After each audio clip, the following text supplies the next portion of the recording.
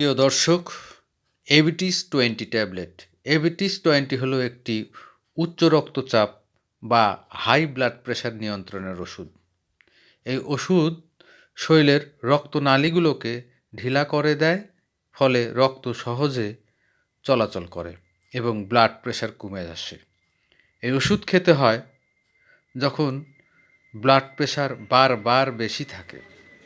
সাধারণভাবে যদি প্রেশার 140/90 বা তার বেশি হয়, তাহলে এই ওষুধ দেওয়া হয়। আবার একদিন প্রেশার বেশি হলেই এই ওষুধ খাওয়া ঠিক নয়।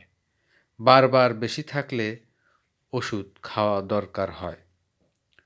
এবিটিস-20 এর মূল উপকারিতা হলো উচ্চ রক্তচাপ নিয়ন্ত্রণ করা, হার্টের উপরে চাপ কমানো, স্ট্রোকের ঝুঁকি কমানো, হার্ট অ্যাটাকের ঝুঁকি কমানো এবং কিডনি সুরক্ষা দেওয়া। ডাক্তারের পরামর্শে এই ওষুধ দীর্ঘদিন খাওয়া যায়। খাওয়ার নিয়ম খুব সহজ।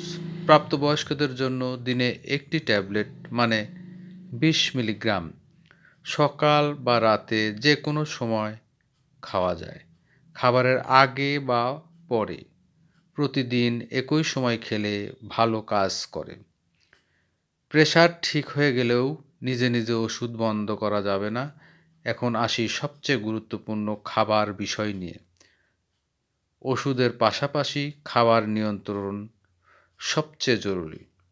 যেসব খাবার খেলে ব্লাড প্রেশার ভালো থাকে সেগুলো হলো সবুজ শাকসবজি, বিশেষ করে লাল শাক, পুঁই শাক, পালং শাক। সপ্তাহে কমপক্ষে 4 থেকে 5 দিন শাক খাবেন। কলা খেতে পারেন, কারণ এতে পটাশিয়াম আছে, যা শরীর থেকে অতিরিক্ত লবণ বের করে দেয়। দিনে একটি কলা যথেষ্ট। শসা ও লাউ এই ধরনের সবজি শরীর ঠান্ডা রাখে এবং প্রেশার নিয়ন্ত্রণে সাহায্য করে। মাছ ভাজা নয়, ঝোল করে খাওয়া ভালো। রসুন রান্নায় ব্যবহার করুন বা অল্প কাঁচা খেতে পারেন। লেবু পানির সাথে লেবু প্রেশারের জন্য খুব উপকারী। আর যেসব খাবার অবশ্যই এড়িয়ে চলবেন: অতিরিক্ত লবণ, চিপস, চানাচুর, ভাজা পোড়া খাবার, ফাস্টফুড, সফট ড্রিঙ্ক, ধূমপান ও তামাক। আর দিনে লবণ 1 চা চামচের কম খাওয়ার চেষ্টা করুন। খাবারের পাশাপাশি জীবনযাপনও গুরুত্বপূর্ণ।